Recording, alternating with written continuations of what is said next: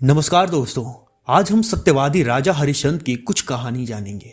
दोस्तों, सत्यवादी महाराजा सूर्यवंश में त्रिकंसु बड़े प्रसिद्ध राजा हुए हैं। उनके पुत्र हुए महाराज हरिश्चंद्र।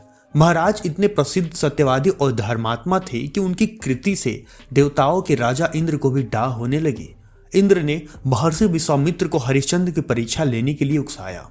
इंद्र के कहने से महर्षि विश्वामित्र जी ने राजा हरिश्चंद्र को योग बल से ऐसा स्वप्न दिखलाया कि राजा स्वप्न में ऋषि को सारा राज दान कर रहे हैं। दूसरे दिन महर्षि विश्वामित्र अयोध्या आए और अपना राज मांगने लगे। स्वप्न में किए दान को भी राजा ने स्वीकार कर लिया और विश्वामित्र जी को सारा राज दे दिया। महाराज हरिश्चंद्र पृथ्वी भर के सम्राट थे। अपना पूरा राज उन्होंने दान कर दिया। अब दान की हुई भूमि में उनका रहना उचित न समझकर स्त्री तथा पुत्र के साथ वे काशी आ गए। क्योंकि पुराणों में यह वर्णन है कि काशी भगवान शंकर के त्रिशूल पर बसी है, अतः वह पृथ्वी में होने पर भी पृथ्वी से अलग मानी जाती है। अयोध्या से जब राजा हरिश्चंद्र चलने लगे तब विश्वामित्र जी ने कहा, जब तब दान आदि के बिना दक्षिणा दिए सफल नहीं होते।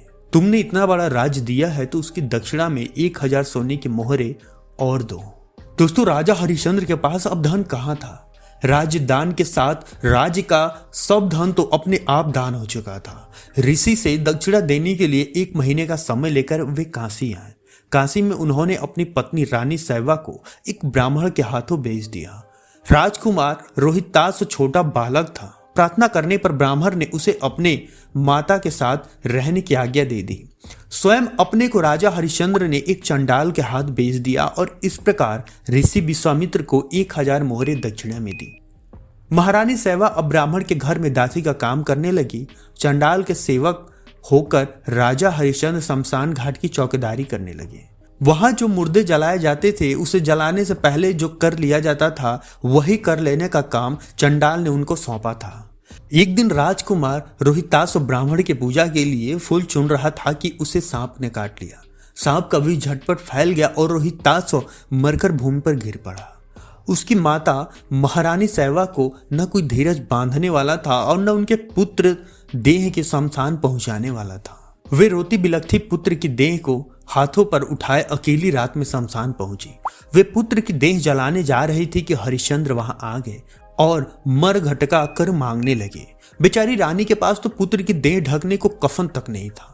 उन्होंने राजा को स्वर से पहचान लिया और गिड़गिड़ाकर कहने लगी, महाराज, यह तो आपका ही पुत्र मरा पड़ा है। मेरे पास कर देने को कुछ नहीं है। राजा हरिश्चंद्र को बड़ा दुख हुआ, किंतु वे अपने धर्म पर स्थिर बने रहे। उन्होंने कहा, रानी, मैं यहाँ चंडाल का सेवक हूँ। मेरे स्वामी ने मुझे कह रखा है कि बिना कर दिए कोई यहाँ मुर्दा न जला पावे। मैं अपने धर्म को नहीं छोड़ सकता। तुम मुझे कुछ देकर ही पुत्र देह जलाओ। रानी फूट फूट कर रोने लगी और बोली, मेरे पास तो यह एक साड़ी है जिसे मैं पहनी हूँ, आप इसी में से आधा ले लो। दोस्तों, जैसे ही रानी अपनी साड़ी फाड़ने चली वैसे ही वहां भगवान नारायण, इंद्र, धर्मराज आदि देवताओं और महर्षि विश्वामित्र प्रकट हो गए। महर्षि विश्वामित्र ने बताया कि कुमार रोहित मरा नहीं है।